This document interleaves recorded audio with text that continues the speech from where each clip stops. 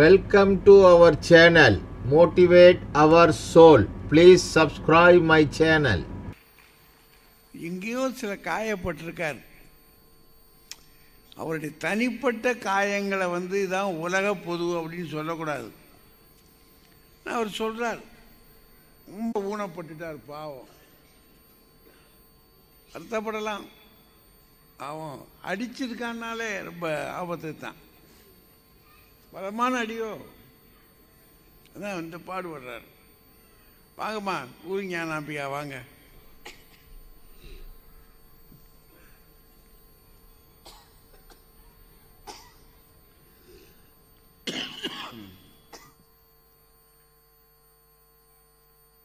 எந்த ஊர்களிலே எல்லாம்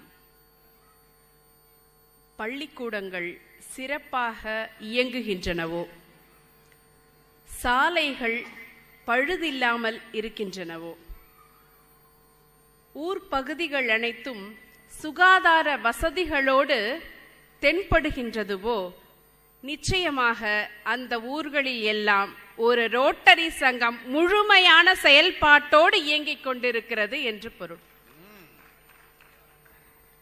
ரோட்டரி சங்கத்தை சார்ந்த பெருமக்களே, அவர்களது அன்பார்ந்த குடும்பத்து உறுப்பினர்களே, மேடையில் வீற்றிருக்கின்ற அறிஞர் பெருமக்களே,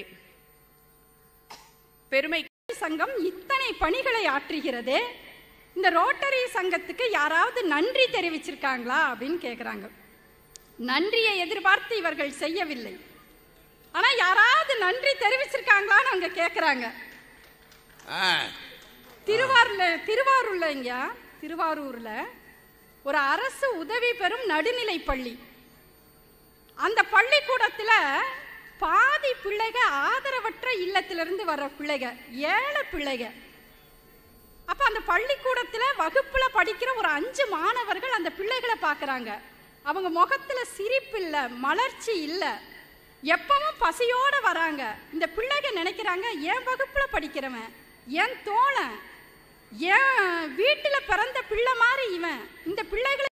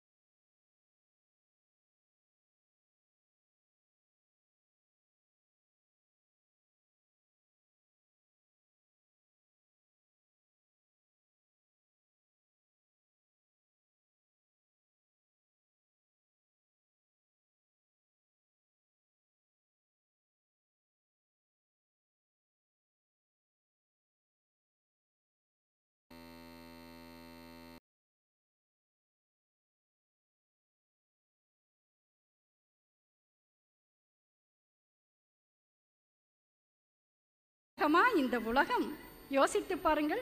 நன்றி உள்ள உயிர்களெல்லாம் பிள்ளை தானடான்னு சொன்னாங்களே. நீங்க சொல்றாங்க அவங்க எல்லாம் மறந்துட்டாங்கன்னு. நீங்க கல்லூரியில பாத்தீங்கன்னா நண்பன் ஃபீஸ் கட்ட முடியலன்னு வைங்களேன், அப்படியே விட்டுற மாட்டாங்க. எல்லாரும் சேர்ந்து கொஞ்சம் கலெக்ட் பண்ணி அவனுக்கே தெரியாம அவனோட ஃபீஸை போய் கட்டிட்டு வருகிற கலாச்சாரம் இருக்கிற வரை செய் நன்றி என்பது மறந்து விட்டது என்று தயவு செஞ்சு நீங்க சொல்லாதீங்க ஐயா. கொடுக்கறதுக்கும் நன்றியை நினைச்சு பார்க்கறதுக்கும் பணம் இருக்கணும்னு இல்லைங்கய்யா, மனசு இருந்துட்டா போதும். நம்ம கோவை அரசு மருத்துவமனையில திருப்பூர்ல இருந்து ஒரு அம்மா உடம்பு சரியில்லாம இருக்கு, அந்த அம்மாவை கூட்டிட்டு வந்து படுக்க வச்சிருக்காங்க. அந்த அம்மாவும் அந்த பிள்ளையும் மட்டும்தான், சின்ன பிள்ளை, பனியன் கம்பெனியில வேலை பார்க்குது. அம்மாவை காப்பாற்ற முடியல, இறந்து போயிடுறாங்க. அந்த அம்மாவோட உடலை அடக்கம் பண்ண கூட அந்த பிள்ளை கையில காசு இல்லை. அப்ப அந்த பிள்ளை சொல்லுது, நான் தலைமை மருத்துவரை பார்க்கணும், அவர்கிட்ட பேசணும் அப்படின்னாங்க. கூட்டிட்டு போறாங்க, ஏதோ அம்மாவுக்கு ஏதோ உதவி பண்றதுக்கு, உடலை அடக்கம் பண்றதுக்கு கேட்க போறாங்க போல இருக்குன்னு. இந்த புள்ள போய் தலைமை மருத்துவர்கிட்ட சொன்னா, ஐயா எங்க அம்மா இறந்துட்டாங்க, காப்பாற்ற முடியல, எனக்கு ஒரே ஒரு ஆசை இருக்குங்கய்யா, எங்க அம்மாவோட கண்களை நான் யாருக்காவது தானம் பண்ணணும்னு விரும்புறேன், அதுக்கு நீங்க உதவி புரியுங்க அப்படின்னு சொல்றாங்கன்னா, எதுவும் இல்லாதவர்கள் கூட சமூகத்திற்கு ஏதாவது செய்ய வேண்டும் என்று நினைக்கிறார்களே, அந்த நினைப்பு இருக்கிற வரை இந்த உலகத்தில் செய் நன்றி என்பது இருந்து கொண்டேதான் இருக்கும் நடுவர் அவர்களே. அதனால்தான் வள்ளுவன் என் நன்றி கொன்றார்க்கும் உய்வுண்டாம், உய்வில்லை செய் நன்றி கொன்ற மகற்கு என்று சொல்லுகிறானே. அந்த செய் நன்றியை எப்பொழுதும் நினைத்து பார்ப்பவர்களாக நம்முடைய சமூகத்தில் மக்கள் இருக்கிறார்கள். எனக்கு ரோட்டரி சங்கத்தின் மீது மிகுந்த மதிப்பு இருக்கிறது, மிகுந்த மரியாதை இருக்கிறது. அவர்கள் செய்கிற செயல்கள் ஆற்றுக்கு மேலே ஓடிக்கொண்டிருக்கிற அந்த நீரோட்டம் போல, அந்த நீரோட்டம் என்றும் தடைபடாமல் அது போய்கொண்டே இருக்கிற காட்சியை நாங்கள் பார்க்கிறோம். இன்னும் இந்த சமூகத்திற்கு பல உதவிகளை நீங்கள் செய்ய வேண்டும் என்று சொல்லி, செய் நன்றி என்றால் என்ன என்பதை கற்றுத்தருகிற ரோட்டரி சங்கத்தில் வந்து ராஜ்குமாராவது உண்மையை பேச வேண்டும் என்று சொல்லி, எங்கள் அணி உங்களுக்காக காத்திருக்கிறது, எங்களோடு கூட்டணி வைத்துக் கொள்ளுங்கள். ஒரு மாதம் அல்ல, பல வருடங்கள் நீங்கள் பதவியில் இருக்கலாம் என்பதையும் சொல்லி இந்த அருமையான வாய்ப்பளித்த அனைத்து நல்ல உள்ளங்களுக்கும் நன்றி கூறி விடைபெறுகிறேன். நன்றி, வணக்கம். நேரம் கருதி வேக வேகமாக தள்ள வேண்டியிருக்கு. நான் இப்போ நிறைவா ராஜகுமார் அவர்கள் வாங்க.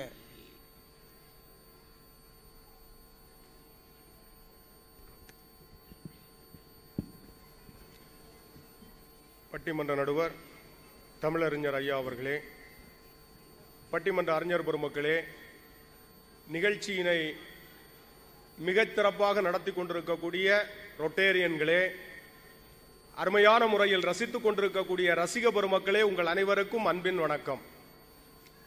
உமா மகேஸ்வரி அவர்கள் பேச்சை முடிக்கும் போது ராஜ்குமாராவது உண்மையை பேசணும் அப்படின்னு சொல்லிட்டு உட்கார்ந்துருக்கிறாங்க. எனக்கு அவங்க பேசினதுலே ரொம்ப பிடிச்ச விஷயம் என்ன தெரியுமா?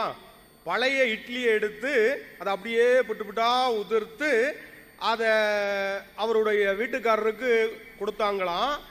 அந்த சாப்பாட்டில் சந்தோஷப்பட்டு ஒரு பட்டுப்புடவை வாங்கி கொடுத்திருக்கிறார். அப்ப எவ்வளவு பட்னி போட்டு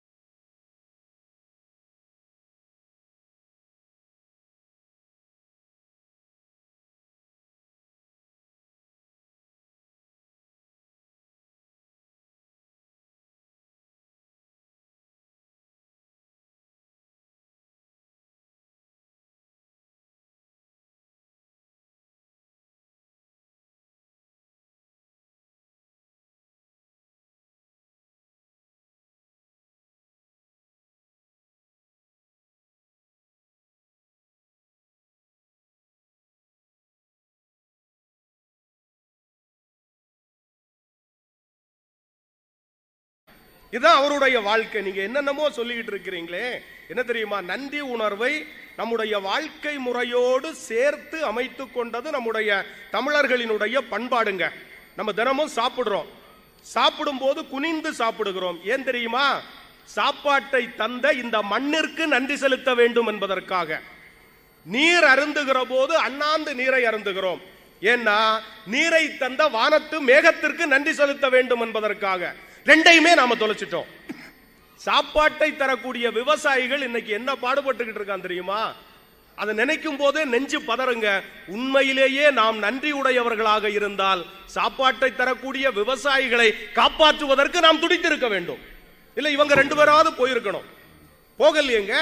அதனால்தான் கவிஞர் நெல்லை ஜெயந்தாங்கிற ஒரு கவிஞர் எழுதினான், அன்றைக்கு தஞ்சையில் நஞ்சை உண்டு சாகுபடி ஆனது, இன்று நஞ்சை உண்டு சாகும்படி ஆனதுன்னு எழுதினார். கஷ்டப்பட்டுக்கிட்டு இருக்காங்க. நாம அதை பற்றி எதையுமே கவலைப்படுறது இல்லை, யோசிக்கிறதும் இல்லை. நம்ம பிள்ளைகளுக்கு என்னன்னா, கிரிக்கெட் டீமுக்கு கேப்டன் யாரு, விராட் கோலியா டோனியா, யார் வந்தா நல்லா இருக்கணும்னு சொல்லி ட்விட்டர்லயும் வாட்ஸ்அப்லயும் நம்ம பேசிக்கிட்டு இருக்கிறோம். ஒரு விஷயங்க, பெரியவர்கள் இருக்கிறீங்க, எல்லாம் இருக்கிறீங்க, ஒரு விஷயங்க, இனி வருகிற தலைமுறைக்காவது கிரிக்கெட்டுக்கு பதிலாக நாம் விவசாயத்தை கற்றுக் கொடுப்போம். ஏனென்றால் நமக்கு ஸ்கோரை விட சோறு முக்கியம். அந்த நன்றி உடையவர்கள்ங்கிறத நிரூபிக்கிறதுக்கு அதாங்க முக்கியம். இன்றைக்கு அன்பு, அறம், பண்புங்கிறதெல்லாம் கொஞ்சம் கொஞ்சமா அருகி போகிறது. அடுத்தவர்களை பற்றி அக்கறைப்படாத ஒரு காலகட்டம். உமா மகேஸ்வரி முழுக்க முழுக்க ரோட்டரி சங்கம் சேவை செய்து கொண்டிருக்கிறதுன்னு சொல்றீங்க. ரோட்டரி சங்கம் செய்கிறது, ஆனால் தனி மனித அறம்ங்கிறது இன்றைக்கு இருக்குதாங்கிறத கொஞ்சம் யோசிச்சு பாருங்க. ஒரு செய்தி சொல்றேன். ஒரு கலெக்டர் பணியில இருந்து ஓய்வு பெற்றார். அவர் நேர்மையா கலெக்டரா இருந்தவர். அதனால என்னன்னா சம்பளம் குறைவா வாங்கினார். சம்பளம் மட்டும் வாங்கினதுனால ஓய்வு பெற்ற உடனே அவர் என்ன சொன்னார்னா, அவர் வீட்டில் இருந்த சமயக்காரனை கூப்பிட்டு சொன்னார், எப்பா நாளையிலிருந்து எனக்கு அரை சம்பளம், இந்த மாதிரி சாப்பிட்டுக்கிட்டு இருந்தா சரியான முறையில் செலவு பண்ணி சமாளிக்க முடியாது. அதனால என்ன பண்ற, சாப்பாட்டை கொஞ்சம் சரி பண்ணிக்குவோம். சாப்பாட்டில் 2 கூட்டு வைக்கிறா, இனி ஒரே ஒரு கூட்டு வச்சா போதும். சாம்பார்ல 2-3 காய் போட்டு சாம்பார் வைக்கிறா, இனி ஏதாச்சும் ஒரு காய் வச்சு சாம்பார் வச்சா போதும். தயிர் வேணாம், தயிருக்கு பதிலாக மோர், அப்பளம், வடை, பாயாசம் இதெல்லாம் வேண்டாம். சாப்பாடை சரியா சாப்பிட்டோம்னா செலவை சமாளிச்சுக்கலான்னு வேலைக்காரன்ட்ட, வீட்டு சமயக்காரன்ட்ட சொன்னார். சமயக்காரன் சரி சரின்னு கேட்டுக்கிட்டான். அடுத்த நாள் சாப்பிட்றதுக்கு போய் உட்கார்ந்தா அவர் எப்படி எப்படி சொன்னாரோ அது மாதிரி இருக்கு. ஒரே ஒரு சாம்பார், முருங்கைக்காய் சாம்பார், ஒரு கூட்டு, ஒரு இது இருக்கு, மோர் இருக்கு, எல்லாம் இருக்கு. நல்ல திருப்தியா சாப்பிட்டார். சாப்பிட்டுட்டு வெளியே போய் உட்கார்ந்துருந்து வெத்தலை போட்டுக்கிட்டு இருக்கிறார். அப்புறமா வெத்தலை போட்டுக்கிட்டே இருந்தவருக்கு ஒரு எண்ணம், நமக்கு சரியா தந்தா இவன் எப்படி சாப்பிடுறான்னு உள்ள போய் பார்த்தா அவன் வடை பாயாசத்தோட புல் கட்டு கட்டிக்கிட்டு இருக்கிறான். அதை பார்த்த உடனே இவருக்கு பிரஷர் எகிரிடுச்சு. எனக்கு சரியா தந்தா நீ மட்டும் இப்படி சாப்பிடுறியேன்னு. அவன் சிரிச்சுக்கிட்டே சொன்னா, முதலாளி அரைச்சம்பளம் வாங்குறது நீங்கத்தான், நான் இன்னும் முழுச்சம்பளம் தான் வாங்கிட்டு இருக்கேன்னு சொன்னான். அடுத்தவங்க மேல எந்த அக்கறையுமே இல்லாம இருக்கக்கூடிய ஒரு காலகட்டத்தில் இன்றைக்கு எதை பற்றியுமே யோசிக்கிறது இல்லைங்க. நான் பேருந்துல பயணம் பண்ணிக்கிட்டே இருந்தேன், உட்கார்ந்து இருந்தேன். ஒரு குடும்பம் அப்படியே ஏறுது, ஒரு குடும்பம் ஒரு கை குழந்தையோட ஏறுது. நான் உட்கார்ந்து இருந்த நான் என்ன பண்ணோம்னா, அந்த குழந்தைய வாங்கி மடியில வச்சுக்கிட்டேன். கொஞ்சம் தூரம் போச்சு. கொஞ்சம் தூரம் போன உடனே அவங்க நிறுத்தம் வந்த உடனே இறங்குனாங்க. குழந்தைய என் கையில இருந்து வாங்கினாங்க. அந்த வீட்டு புருஷன் கையில வாங்கினார். வாங்கினதும் அந்த வீட்டம்மா என்ன சொல்லுது தெரியுமா, பாப்பா இதுல காதுல தோடு இருக்கா பாரு, இவனை பார்த்தா திருட மாதிரி இருக்கிறான்னு. ஒரு படத்துல அப்படி செஞ்சு விட்டானுங்க. பாருங்க, என்ன பார்த்தா திருட மாதிரி இருக்கான்.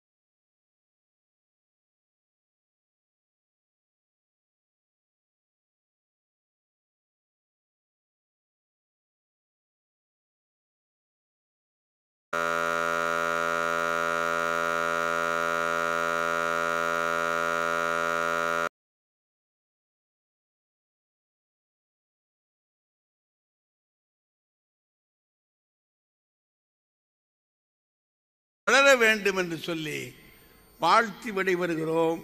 நன்றி, வணக்கம்.